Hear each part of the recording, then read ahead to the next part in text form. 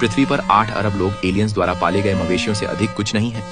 और इस फार्म को चलाने वाले ब्रह्मांड के सबसे पुराने परिवार अब्रासैक्स परिवार हैं। जब जनसंख्या अपनी सीमा तक पहुंच जाती है तो वे सभी मानव जीवन सार को निकाल लेते हैं ताकि एक पदार्थ जिसे यौवन सीरम कहा जाता है प्राप्त किया जा सके। जब तक शरीर इसमें डूबा रहता है, बूढ़ी त्वचा तुरंत फिर से युवा हो सकती है। इस यौवन सीरम निष्कर्षण तकनीक के कारण अब्रासैक्स परिवार का हर सदस्य हजारों वर्षों से जीवित है और उस अत्यधिक लंबे समय के दौरान उन्होंने पूरी आकाशगंगा के विभाजन पर नियंत्रण प्राप्त कर लिया। लेकिन जब से सर्वशक्तिमान रानी अब्रासैक्स की हत्या हुई, परिवार की शक्ति बढ़ गई। उनके 3 बच्चों ने अपनी अपनी तारा प्रणालियां विरासत में प्राप्त की। केवल पृथ्वी, जो सबसे मूल्यवान थी, अभी तक किसी को नहीं सौंपी गई थी। इसने उन तीनों लालची लोगों को उस पर नजर बनाए रखने के लिए मजबूर कर दिया।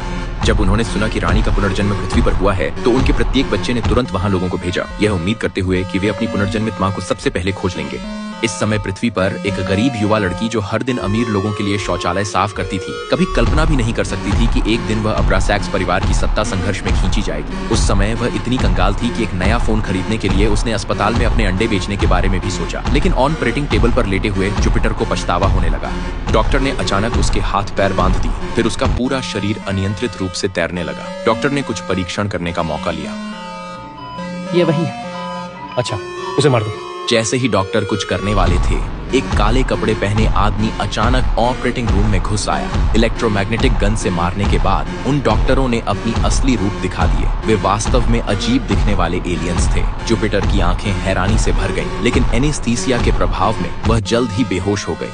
जब वह फिर से जागी तो काले कपड़े वाला आदमी उसे एक सुरक्षित कमरे में ले गया था। उसने उसे बताया कि वह बाहरी अंतरिक्ष से एक इनामी शिकारी है। तभी जुपिटर को पता चला कि पृथ्वी के परे ब्रह्मांड में अनगिनत अत्यधिक उन्नत बुद्धिमान प्राणी हैं और उनमें से सबसे शक्तिशाली अब्रासैक्स परिवार था। जिसने अभी उसे मारने की कोशिश की थी, वह परिवार का सबसे बड़ा बेटा था और केन को परिवार के सबसे छोटे भाई बहन ने काम पर रखा था। जुपिटर उलझन में थी।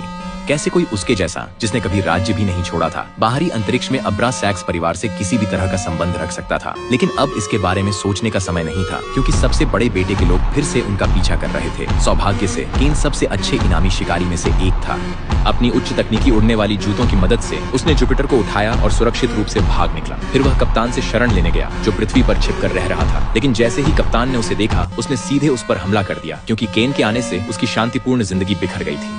लड़ाई के दौरान उन्होंने गलती से उन मधुमक्खियों को परेशान कर दिया जिन्हें वह पाल रहे थे, और अगले ही पल कुछ अजीब हुआ। मधुमक्खियों ने जुपिटर को नहीं काटा। इसके बजाय वे उसके चारों ओर इस तरह से घिर गईं, जैसे वफादार प्रजा अपने शासक के चारों ओर घिर जाती है। जैसे ही कप्तान ने यह देखा, वह तुरंत समझ गया। उसने जल्दी से उसके सामने एक घुटने पर झुककर प्रणाम किया। इससे जुपिटर पूरी तरह से भ्रमित हो गई।